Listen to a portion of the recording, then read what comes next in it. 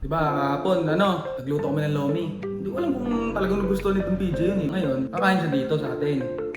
Pinagluto ko siya ng beef steak. Diba, beef steak. Hindi ko na PJ yun guys eh. Pero, ang lulutuin natin ngayon sa kanya. Ito guys. Hindi, kanin pa. Let's go, beef steak. Let's go.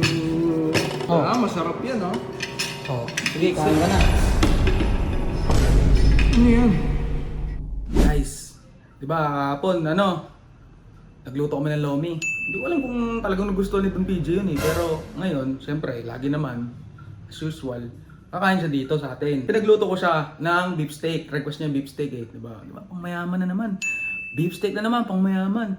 Pero nakaisip kasi ako na, syempre diba, dapat yung sabi ko sa inyo, tuturuan natin si Don PJ na kumain ng mga natural na pagkain lang. Diba? Yung mga pang-Pinoy na pagkain lang. Kaya ito yung niluto ko sa kanya. Ito talaga yun. Diba? Beef steak. Hindi ko na na-video yun guys eh. Beef steak yan. Pero, ang lulutuin natin ngayon sa kanya. Ito guys. Tingnan natin ngayon yung reaction niya pag kumain siya ng tuyo. Ano ko ngayon yung PJ. Lutuin na natin, pritoyin natin ngayon guys. Bago siya pumunta. Kasi nagsabi siya papunta na siya ngayon. Let's go! Shoutout nga pala sa mga may paborito na itong pagkain tuyo. Guys, comment naman kayo dyan. Alam nyo kung ano yung amoy nito. Napakabango! Hindi naman sa pinagtitripan natin si Don PJ. Pero 'di ba sabi nga natin, tuturuan nga natin kumain si Don PJ ng mga masusustansyang pagkain at saka yung mga pagkain normal lang. Yung tipong pang Pinoy, 'di ba? Hindi yung puro social na pagkain. So ito, gagawa natin siya ng kamatis na may itlog na maalat. Alam nyo rin kung ano yung lasa nito. Pang probinsya ang vibes. Let's go! Okay, tara. Let's go na Don PJ. Ready na yung pagkain mo as usual. Ay, nalalaba na ako, kaka. Kaya mo, sir, dito. Matik yan, di ba? Oh. Hindi, kanin pa. Wait lang. Kinimutin mo guys. Relax mo. Let's Okay. go, beef steak. Let's go. First time na nagluto na ito, oh. Oh. Masarap yan, oh. Oh, sige, kain ka na. Kain ka na, Don PJ. Ano yan? Tuyo yan, uy. Ano? Bango yan, ha? Ang lakas ng amoy. Teka. Oh, naka-video ka. Di ba sabi ko sa'yo, tuturuan kita kumain ng mga pagkain normal lang. Mga natural lang. Kain mo na yung tuyo. Masarap yan. Bakit isto ko lang ko beef steak? Hindi, kumain ka na. Tikman mo muna. Hindi ka naman malalasan dyan. Ano ba? Paano to? May tinik ba to? Hindi, wala yan. Wala yan, tuyo yan. Hindi ka mo nakakain ng tuyo. Hindi.